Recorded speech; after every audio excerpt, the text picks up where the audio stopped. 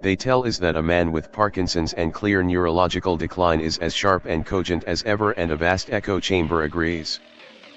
Then, after he starts losing in the polls, they tell us that he is not fit to run anymore, but he is still fit enough to be President of the United States, and a vast echo chamber agrees.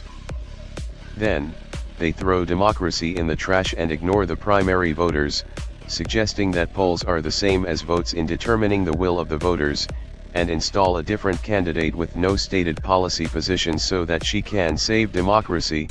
A vast echo chamber agrees. Then the Olympics starts with mocking Christians, and they say we didn't see what we saw, and a vast echo chamber agrees. Now, we have an Olympic competitor headed for the gold medal in freestyle domestic abuse, and they're even gaslighting conservatives to throw out their basic biology books and agree that XY chromosomes can mean male or female depending on how your genitals look at birth. This is madness. And it will get worse and worse if good people don't stand up against this nonsense before all of human history and knowledge is retconned for the political purposes of the elite. I'm new here and excited to read all your messages. After keeping it years to myself, and only a few people that know, I decided to find some platforms to share my story. I don't know if this has anything to do with aliens, or if I should move to another sub that talk about paranormal matters, but anyway, I have some questions, so maybe people can help me here. Back in the 90s, when I was around 6 years old, living in a small rural town, there was a night where I suddenly saw a blue light coming through my window. But, what was strange about it, was that there was a heavy voice speaking in a foreign language that sounded very ancient. I saw shadows in my room and I started to scream. It felt like I couldn't move. Luckily, my mother came to check on me but was wondering why the window was open. A week later, I was rushed into hospital, and the doctor asked my parents if they were smokers. Because my lungs looked like that of a smoker with dark spots. I saw some really weird stuff in the hospital. I think those were hallucinations of some kind. Not sure what those were. But, before all this happened, or after, can't remember for sure, the doctor found a strange object in my arm. He sent it to the lab to know what material it was, but they never really found what it was. He thought it was some kind of iron, but wasn't sure. Anyways, all those years went by, and I'm in my 30s now. Nothing happened anymore, until last year when I was outdoors by my parents' house. I was doing something outside, and all of a sudden I saw a bright white light coming from the sky. My mother saw it too, and she's a very skeptical person. There was a sound to the light, like someone was taking a photo. How bizarre.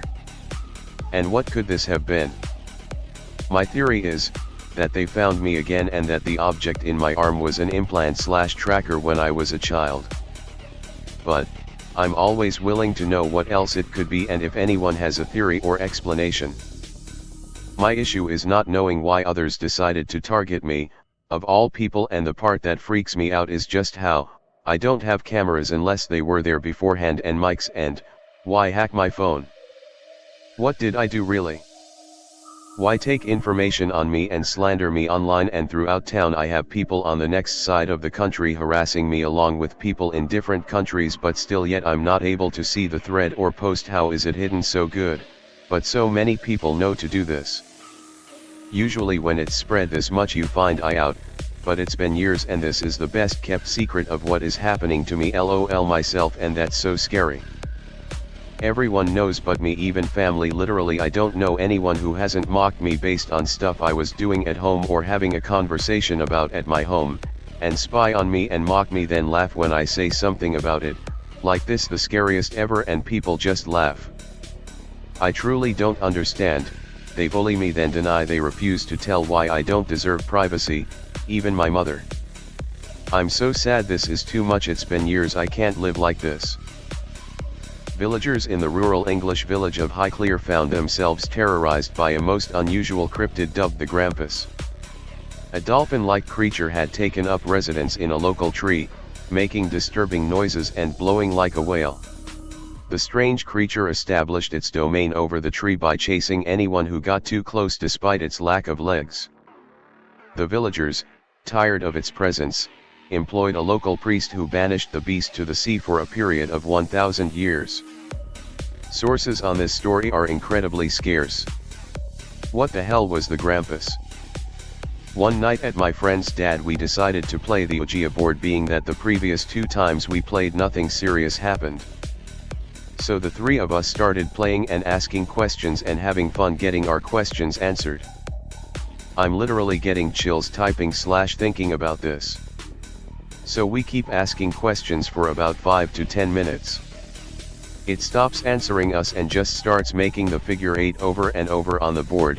At this time we were 12 to 13, so we had no knowledge whatsoever on what was going on. After it stopped making the figure 8, it started going to Z, then O fast. Back and forth. Again, if we had the knowledge we have now, we would have said goodbye. Being so we didn't know what it meant, we kept out hands on.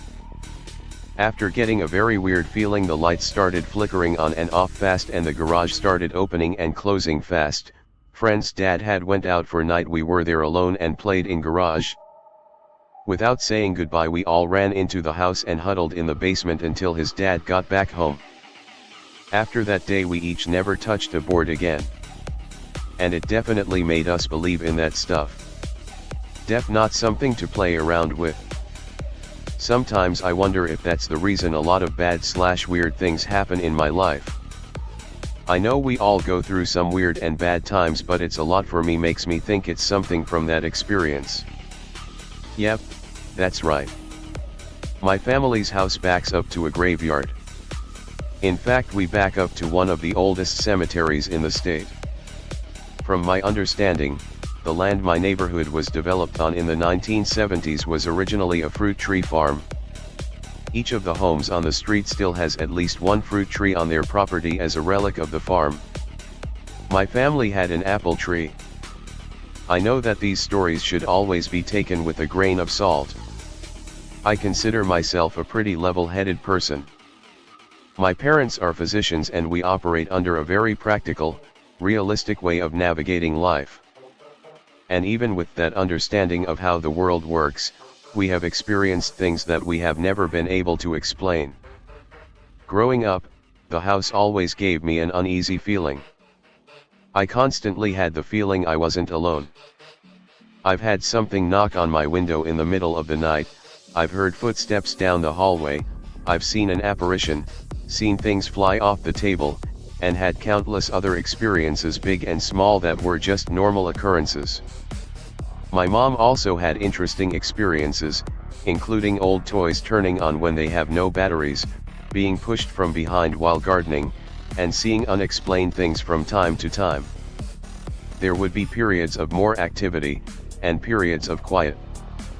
During the active moments, we would refer to the house being loud. It was the loudest when one of us would get sick. Perhaps one of the strangest moments was when we found a bone in our backyard. When the bone was examined by our local forensics team, it was concluded that the bone was part to the end of a human femur, with an unknown origin.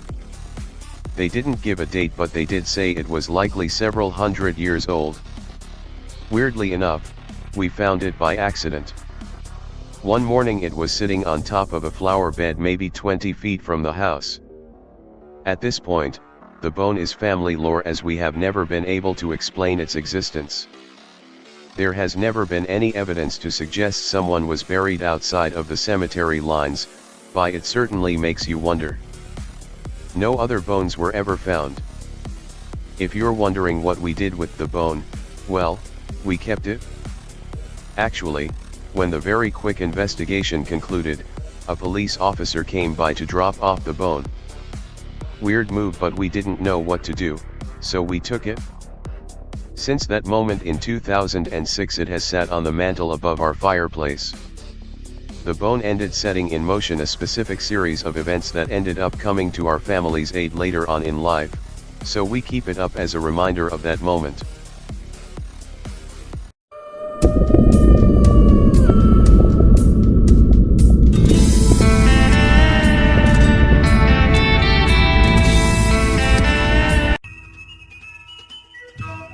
Like, share, subscribe and be sure to check the notification bell. Follow the Atomic Shaman on Twitter at Motel and RV Park.